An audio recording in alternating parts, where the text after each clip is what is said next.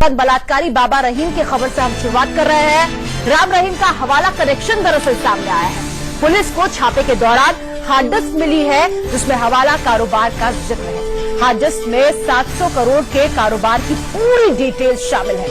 ED इस hard disk की जांच करेगी। इस हार्ड डिस्क को जलाकर दरअसल डैमेज करने की भी कोशिश की गई थी, सबूतों को नष्ट करने की कोशिश की गई थी, लेकिन राहत की बात ये रही कि जो डेटा है वो रिकवर कर लिया गया और इतना ही नहीं, यहाँ पर जितने भी कोड्स थे उसको डिकोड भी कर लिया गया।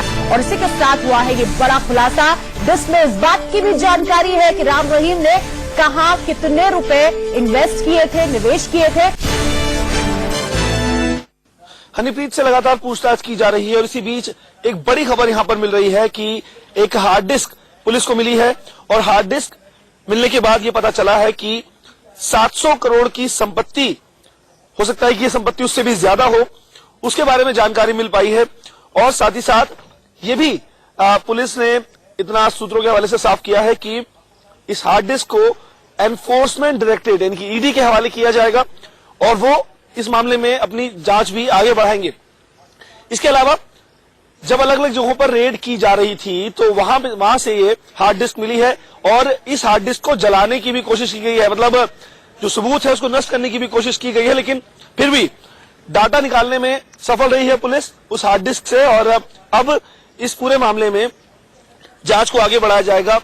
ये सबसे बड़ी बात है कि आखिरकार ये जो रकम है ये कहां से आई थी। 700 करोड़ रुपए बहुत बड़ी रकम होती है और ये इतनी बड़ी रकम इन्हें कहां से मिली थी, कैसे कैसे जो है इन्होंने ये पूरी जो रकम है इकट्ठी की थी, ये तमाम सवाल हैं जिनके जवाब जानना चाहती है पुलिस। साथ ही साथ जो पंचकुला पुलिस है उसने डेरा सच्चा सौदा से जुड़े 45 लोगों को, यानी कि जो इनकी मैनेजमेंट कमेटी है उसके 45 लोगों को बकायदा नोटिस भेजा है कि वो पूछताछ में सहयोग करें और जांच में वो इनका साथ दें। और इसके लिए बकायदा उनको नोटिस भेजा गया है क्योंकि पुलिस को ये शक है कि जो 25 अगस्त को हिंसा हुई थी पंचकुला के अंदर उसमें इन लोगों का भी रोल हो सकता है, लिहाजा पूछताछ के लिए उनको भी बोला गया है और अब जांच को आगे बढ़ाने के लिए उनसे भी पूछताछ की जाएगी। कैमरा पर्सन नितिन के साथ नरेश बिस्वानी, इंडिया न्यूज, पंचकुला। डेरा प्रबंधन कमेटी के चेयरपर्सन विपासना को भी नोटिस भेजा गया है और ये कहा गया है कि थाने आइए, जो सवाल आपसे पूछे जाएंगे उनका जवाब आपको देना होगा। विपिन परमार इसी खबर पर और ज्यादा अपडेट्स के साथ हमारे साथ जुड़ गए हैं। विपिन, वो शेर याद आ रहा है जो चुप रहेगी जुबाने खंजर लहू पुकारेगा आस्तीन का। हनीप्रीत चुप है, लेकिन वो जो हार्ड डिस्क जिसको जलाया गया था इसी इंटेंशन के साथ कि चलो सबूत नष्ट हो जाएंगे, हनीप्रीत भी शायद जेल में राहत के साथ कम से कम ये सोचकर तो ले रही होंगी कि हार्ड डिस्क में जो डेटा है वो तो पुलिस के पास नहीं आएगा। अब वो सामने आ चुका है और हनीप्रीत की मुश्किलें बढ़ सकती है क्योंकि जितना भी फाइनेंशियल ट्रांजैक्शन होता था डेरे का वो तो हनीप्रीत ही देखती थी।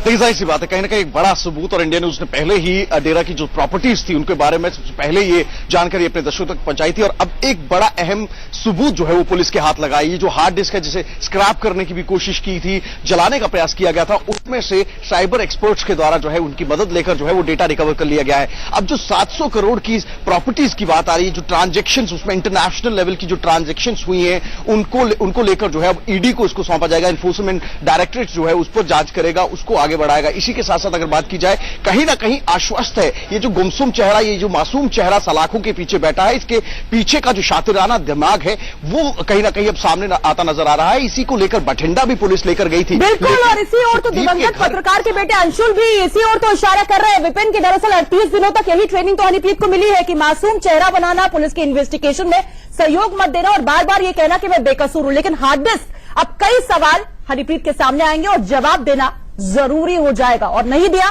तो नार्को टेस्ट की भी तैयारी है। तो हनीप्रीत की हम बात कर रहे हैं जिसकी लॉकअप में बैठी एक तस्वीर दरअसल सामने आई है। इस तस्वीर को देखकर आप यही कहेंगे क्या से क्या हो गई हनीप्रीत। पंचकुला हिंसा की साजिश के आरोप में हनीप्रीत इस वक्त पंचकुला के चंडी मंदिर थाने में बंद है। इसी थाने के लॉकअप की ये तस्वीर हम आपको दिखा रहे हैं। देखिए किस तरीके से हनीप्रीत गुमसुम बैठी है, हताश नजर आ रही है। दो तस्वीरें इस वक्त टीवी स्क्रीन पर आपके सामने। पहली तस्वीर ग्लैमरस हनीप्रीत की है जो हीरोइन बनना चाहती थी, डायरेक्टर थी, और दूसरी तस्वीर उसी हनीप्रीत की है जो पंचकुला में हिंसा फैलाने की आरोपी है, जिस पर देशद्रोह का केस दर्ज है, खबर है कि हनीप्रीत पुलिस के सवालों का सही जवाब नहीं दे रही है, एसआईटी टीम के साथ कोऑपरेट नहीं कर रही है, पुलिस को लगातार गुमराह करने की कोशिश कर रही है। ऐसे में सच उगलवाने के लिए पुलिस हनीप्रीत का नार्को टेस्ट कराने की भी तैयारी में है। और किस तरीके से इस मामले पर सियासत भी तेज हो गई है, जरा ये भी जान लीजिए। हनीप्रीत पर हरियाणा और पुलिस, पंजाब पुलिस जो है वो अब आमने सामने आ चुकी है। हरियाणा के सीएम मनोहर लाल खट्टर ने आरोप लगाया है कि पंजाब सरकार ने जानकारी छिपाई है। देखिए, पंजाब ने सूचना छिपाई, दाल में काला है, यह हरियाणा के सीएम का कहना है, मनोहर लाल खट्टर का। पंजाब के सीएम ने उस पर जवाब दिया है। उसके बाद हरियाणा के सीएम का कहना है कि हनीप्रीत मामले में पंजाब पुलिस को जानकारी शेयर करनी चाहिए थी। पंजाब के सीएम का कहना है खट्टर अपनी नाकामयाबी, अपनी विफलता का ठीकरा हम पर न फोड़े। हरियाणा के सीएम कह रहे हैं कि हनीप्रीत से पूछताछ में सब सामने आ जाएगा। खट्टर झूठे आरोप लगाने में अपनी एनर्जी बर्बाद न करें, यह कहना है कैप्टन अमरिंदर सिंह का।